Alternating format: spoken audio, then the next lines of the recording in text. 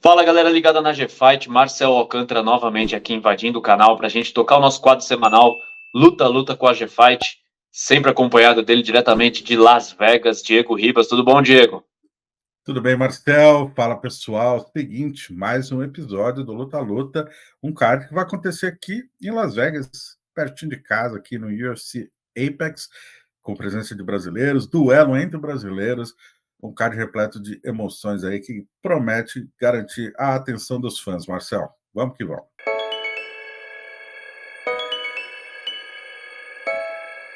E, Diego, mais um card no quintal da sua casa. Você já vai entrevistar durante a gente está gravando esse quadro na quarta-feira. Você já vai entrevistar aí os atletas durante a semana, né?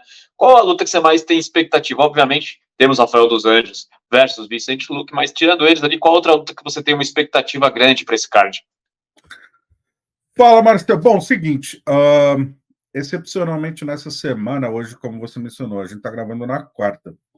Hoje à noite vai ter o Power Slap, por isso eles tiveram que mudar a estrutura ali do Apex, e em razão disso o Media Day foi transferido para quinta, um dia antes da pesagem. Então eu vou falar com todos os atletas amanhã.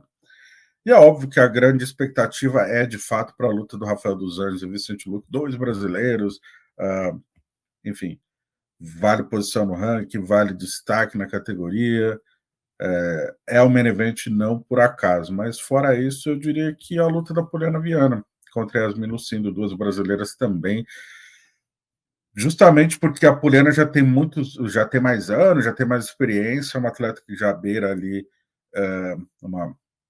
já está na hora dela brilhar na categoria, e uma vitória contra Yasmin coloca ela numa sequência interessante, de fato ela se credencia, né? Ela chama mais atenção, enfim, é mais uma corrobora o momento dela. Já Yasmin é jogada aos leões, basicamente, né?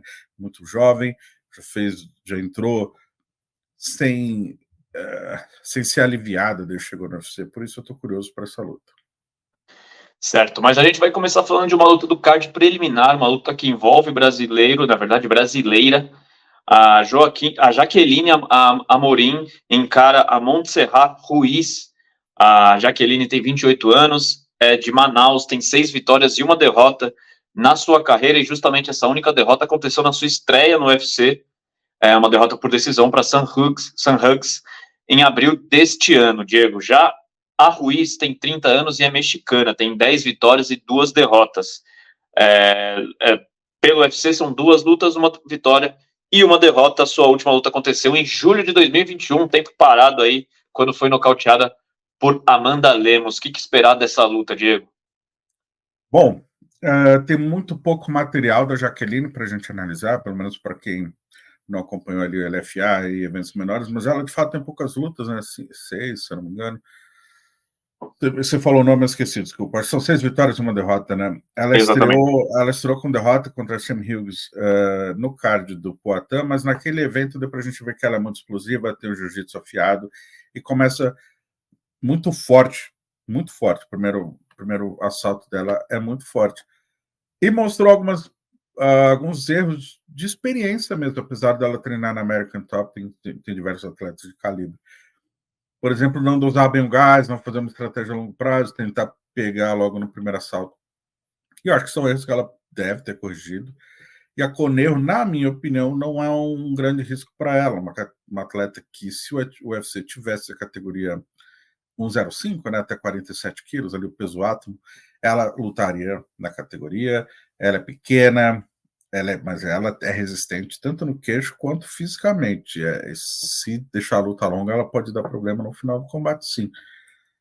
Mas eu vejo uma vantagem física da Jaqueline, muito mais habilidade no chão, mais potência. Eu vejo a Jaqueline como ampla favorita, Marcelo. Assim como nas casas de apostas que apontam 1,40 a cada real apostado para a Jaqueline e 2,90 para a Ruiz, para a mexicana. Então, o favoritismo é claro da brasileira, não é um favoritismo absurdo, mas é um bom favoritismo da brasileira nessa primeira luta envolvendo segunda luta envolvendo brasileiros do card preliminar. Falando de brasileiros, né, a gente vai ter 2 confrontos entre brasileiros, e o primeiro deles é entre brasileiras, na categoria peso palha, também até 52 quilos, a Poliana Viana encara a Yasmin Lucindo. A Poliana Viana já é um pouco mais conhecida, né? Já está no UFC desde 2018, se eu não me engano, 13 vitórias, 5 derrotas, 31 anos, natural do Pará. E das 13 vitórias, nenhuma foi por decisão. Já a Yasmin Lucindo tem 21 anos, é de Fortaleza, 2 lutas no UFC, 1 vitória e 1 derrota, e venceu o Brogan Walker em abril de 2023, foi a última luta dela. E aí, Diego, o que você acha? Quem que tem mais a perder e mais a ganhar nessa luta, já que a Poliana é mais experiente, né? Uma atleta que nem você estava falando no começo do vídeo, uma atleta que já está há algum tempo aí, precisa se provar, enquanto a Yasmin está chegando agora e procurando seu espaço ainda no maior evento de MMA do mundo. De fato, é a luta que me chama a atenção, eu quero muito ver. Poliana tem 3 vitórias nas últimas 4 lutas, né? Desde que ela mudou para Chutebox Diego Lima em São Paulo, ela evoluiu muito. Aquele nocaute contra a Jun Yun Fry, não lembro o nome dela, foi bem contundente, marcou bastante. Mais uma vitória, serão 4 nas últimas 5 lutas. Lembrando que a derrota foi contra a Tabata Rich, uma luta truncada, travada, que a Tabata jogou com o livro de regras debaixo do braço, né? Foi muito inteligente, por sinal. Já Yasmin é uma grande promessa, uma pedra bruta que precisa ser lapidada, coração muito bom, muita disposição, muita habilidade, aquele talento bruto. É uma promessa que pode ir muito, muito longe. Eu já acho que o fator experiência pode pesar, na minha opinião, Marcelo. Eu vejo a Poliana com ligeiro favoritismo. A fase dela ajuda. No momento que ela atravessa na carreira, ela era para ela ter lutado, acho que 1, 2 meses atrás, teve uma lesão no dedo do pé e adiou para agora. Mas a fase dela de sequência de vitórias, como eu mencionei, venceu 3 das últimas 4, está se apresentando cada vez melhor, treinando cada vez melhor, pegou a faixa preta de jiu-jitsu.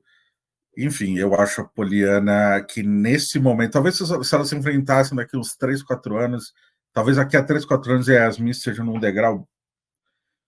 Ambas, né? A Poliana também tem 31 anos, é nova, tem muito material. O detalhe é que a Yasmin tem 21 anos, né? Ela é muito nova, tem muita luta no cartel, é impressionante, tanto que ela já lutou para a idade dela. Exatamente. A Poliana, com 31, ela está nesse momento justamente de confirmar a posição dela para brigar por voos mais altos, né? A Yasmin está no primeiro contrato ainda com a organização. Em questão de ser um talento bruto, eu vejo assim muito, muito futuro para a Yasmin. No momento, eu acho que a experiência faz diferença a favor da Poliana, Marcelo. Então, nas casas de aposta já tem uma diferença, porque Yasmin é considerada a favorita, impressionantemente. Ela paga-se 1,50 a cada real apostado, enquanto para a Poliana o valor é de 2,55. A Yasmin, portanto, com 21 anos, 14 lutas e 5 derrotas, né?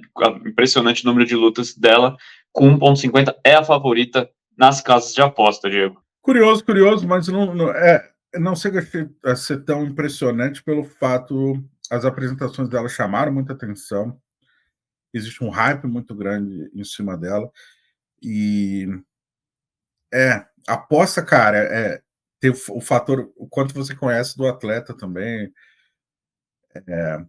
para você entender as odds das casas de aposta. O exemplo que eu sempre uso, Marcel, foi na primeira aposta que eu fiz aqui nos Estados Unidos, foi quando a primeira luta da Carla Esparza com a Rose Namajunas era a final do TUF. Então, muita gente, pelo desempenho da Rose no programa, muita gente apostou na vitória da Rose. E eu apostei na Carla, que era underdog para essa luta, mas justamente porque a Carla tinha experiência, já tinha sido campeã do Invicta, já tinha muito mais lutas, a Rose tinha ali 5, 6 lutas profissionais. Claro que depois, aliás, ambas se tornaram campeã do UFC, né? Mas aquele momento, o momento define tudo, e as odds, elas sempre refletem a expectativa dos fãs, quem é mais famoso, às vezes, enfim. E o hype da Yasmin justifica, sim, essas apostas nela, porque, como você mencionou, 21 anos, ela é extremamente talentosa, mas eu volto a frisar que a experiência conta muito. Certo, vamos agora para a segunda luta mais aguardada da noite, pelo menos na ordem ali do card, né? O experientíssimo Cub Swanson encara o Hakeem Dawodu. O Swanson, obviamente, americano de 39 anos, 28 vitórias, 13 derrotas, 1 empate na sua longa carreira. Vem de derrota, mas tem 3 vitórias e 2 derrotas nas últimas 5 apresentações e não luta desde outubro de 2022. Já o Dawodu tem 32 anos, é natural do Canadá. Nas últimas 3 lutas, são 2 derrotas e 1 vitória. Seu card tem 13 vitórias, 3 derrotas e 1 empate, e não luta desde setembro de 2022. Diego, e aí, o que você acha? Você acha que Swanson está caminhando para o fim da carreira dele e essa é uma luta importante para ele, ou talvez não devesse, enfim, seria o adversário ideal para ele, realmente, o Hakeem Dawodu? É um tipo de duelo que o UFC costuma marcar quando o atleta mais veterano está já no momento não tão bom, mas insiste talvez não seja o verbo, mas ele quer lutar e quer performar contra os melhores da categoria.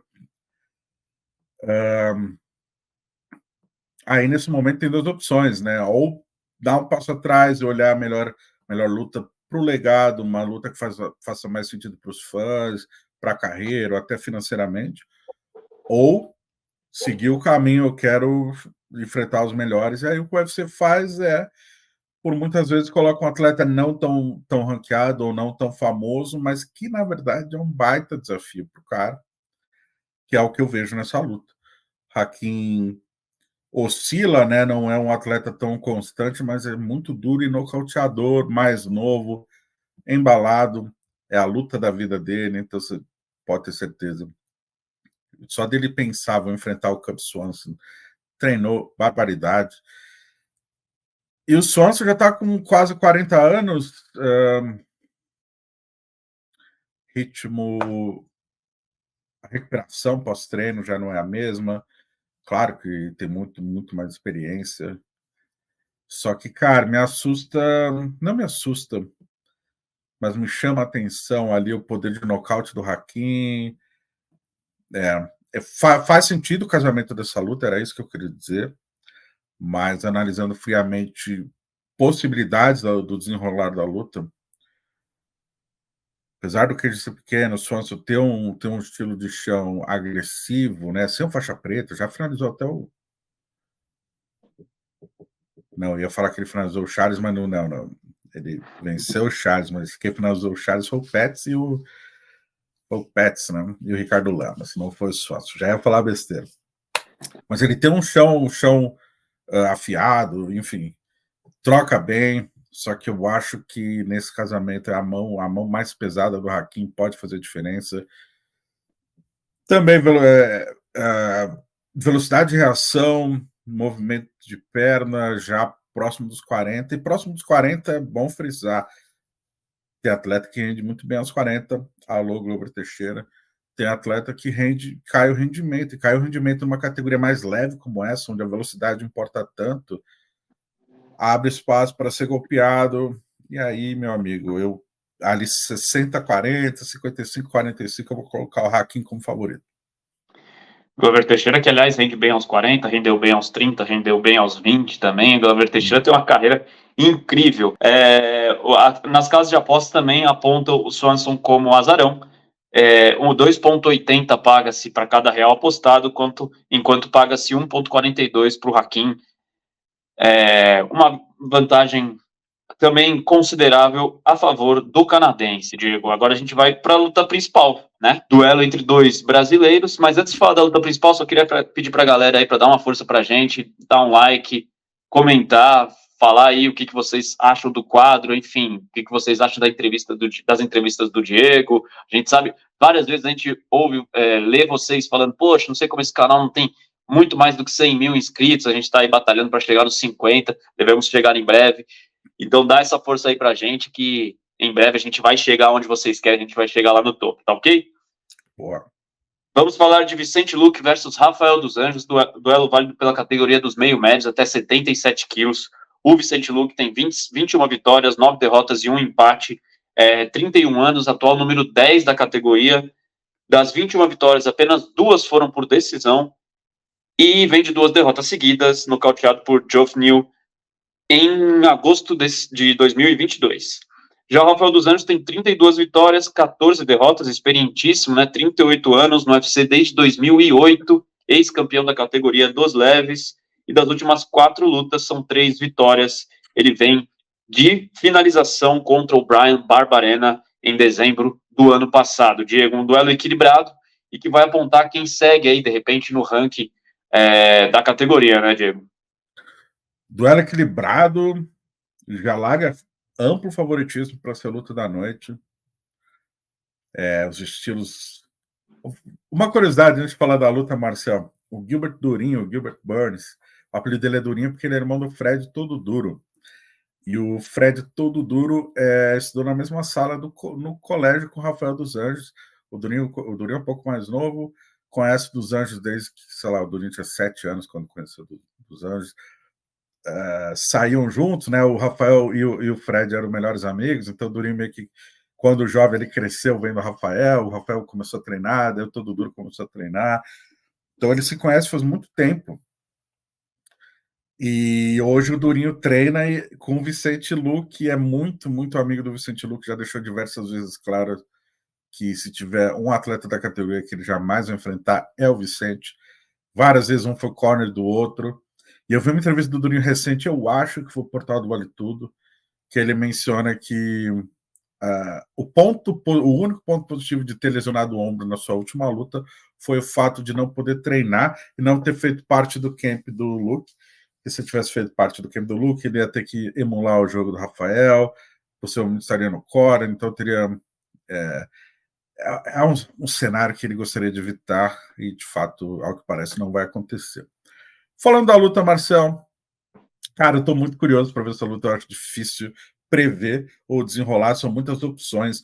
Rafael, vamos lá. Rafael, mais experiente, duro, muito bom de gás fisicamente, mentalmente ele é inquebrável, caminha para frente, estilo sólido de trocação, boas quedas e QI de luta, né? QI de luta dele é muito, muito bom. O Luke é um cara, um leque maior, finalizações, tem uma vantagem de tamanho e peso e possivelmente força também, apesar do Rafael ser bem forte, mas a diferença de envergadura e de peso é a favor do Luke. O Luke tem uma variedade ali de guilhotina, triângulo de mão, seja a Dark Brabo Choke ou a Dark Choke, enfim. Na verdade, é o triângulo de mão para um lado ou para o outro, dependendo se fecha embaixo do braço, fecha ele perto do pescoço, enfim. Ele é muito bom nas duas. Cara, pensei muito sobre... E essa foi muito difícil de chegar a uma conclusão, Marcelo. Pensei muito, muito, muito na análise dessa luta. E eu acho que o Vicente tem mais chance de vencer. Eu acho que o Vicente, na minha opinião, seria o favorito. Justamente por ser uma luta de 5 assaltos e ter essa vantagem física. Imagino que o Rafael comece melhor, mas não vejo ninguém finalizando, nocauteando. Acho que vai ser uma luta agressiva, que ambos vão sair machucados mesmo, mas que vai durar os 5 assaltos e a diferença física possa pesar a favor do Luke no decorrer do combate. Por isso, Marcel, eu vou apontar o Vicente por uma ligeira, mas ligeiríssima vantagem, só porque tem que apontar mesmo, mas é uma luta que, já adiantando aí, se fosse o meu dinheiro, eu não apostaria justamente pela... Pode ir para qualquer um. Acho que as casas de aposta, assim como o Diego, ficaram muito matutando aí quem que seria o mais provável vencedor, e a ligeira vantagem é do Rafael dos Anjos, que paga 1,80 a cada real apostado, enquanto para o Vicente Luque paga 1,98 a cada real apostado.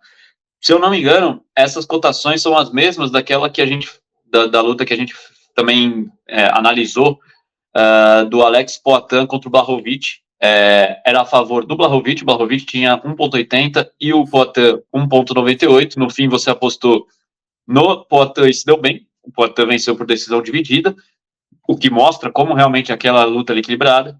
Acho que temos mais uma luta aqui com muito equilíbrio. Então, se você for apostar, pense bem, essa talvez não seja uma luta tão simples de se apostar, talvez as outras aí que a gente andou falando sejam opções melhores, né, Diego? Exatamente, até porque o Rafael é o mesmo campeão. Se eu não me engano, hoje no plantel de atletas do UFC, ou é ele ou é o Jim Miller, atletas com mais lutas e mais minutos disputados no octógono. cara extremamente experiente, que agora luta de 7-7, já disputou o interino de 7-7, enfim, muita bagagem mesmo, muitas lutas, e já... Os atletas que ele já venceu, que ele já perdeu também, todos renomados, né? É muita história para contar, Rafael dos Anjos. 38 anos, 46 lutas, é muita bagagem mesmo. É isso, Diego. Então a gente fecha aqui o card do UFC Apex. Diego estará lá no sábado para trazer tudo para vocês. Quando vocês quiserem, acesse o nosso site, agfight.com. Vai ter vídeo aqui também no canal no YouTube com entrevista com os brasileiros que vencerem. Tudo que a gente vai poder trazer de lá da arena em Apex. Certo, Diego? Vamos falar do UFC Nashville? Bora! Fim de semana passado, o UFC Nashville. Foi interessante. E aí? Boa, a gente vinha falando no vídeo passado que o Diego sempre tá batendo na trave, né? Chegando muito próximo de cravar 100%, às vezes, a maioria das vezes, errando só uma luta. E aí, no card da semana passada, assim como nesse, a gente fez análise de 4 lutas. E qual foi o resultado de 3 acertos e uma fatídica, como sempre, né? Eu sempre erro uma, impressionante. Não tem como. O Raonic quebrou dessa vez. Acho que a única que eu gabaritei foi do Charles, mas era Charles, Amanda e mais uma luta. A gente só fez 3 lutas, né? Então. Hoje a gente fez 4 e uma caiu, então só ficaram 3. Eu não lembro direito, mas é isso. Só fizemos 3 lutas. Acho que era o Willie Cat, que a luta do Willie Cat caiu, talvez? Não. Pode ser, não sei. Não era nem o Charles, foi da Amanda. Foi Charles e Amanda, isso foi no Canadá. Enfim, foram só 3 lutas. Passou de 3 lutas, meu amigo. Batata, uma eu vou errar, no mínimo. Não tem como.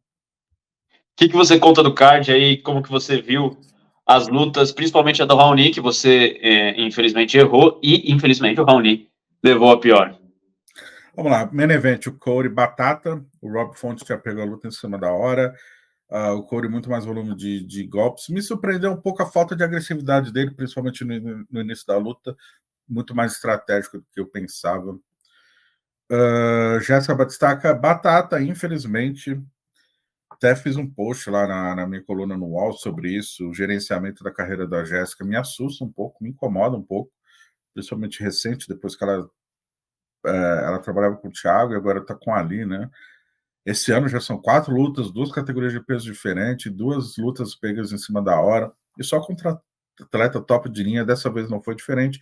Pegou a luta em cima da hora contra Tatiana Soares, que é invicta, tem um wrestling afiadíssimo, e a Jéssica, justamente, o forte dela não é jogar por baixo, é jogar por cima. Tatiana venceu o primeiro assalto, no segundo, enfim, botou para baixo no primeiro, no segundo puxou para a guarda, guilhotina, que ela tem uma guilhotina muito forte, e finalizou a Jéssica. Foi isso, cara. Jéssica finalizada, terceira derrota seguida na carreira, pior fase da carreira da Jéssica. Já esperava, enfim, o vídeo era isso que a gente tinha mencionado. Luta do Diego Lopes, cara, ganhou até bônus da noite, o moleque é muito agressivo, chamou num triângulo voador para a guarda ali no primeiro assalto, finalizou. Tem entrevista com ele no canal. Muito promissor, caiu na graça dos fãs, simpático, carismático. Cabelinho dele, a galera amou, né? Merece, e apostei nele e deu bom, mas apostei no Raoni e não deu bom, deu ruim.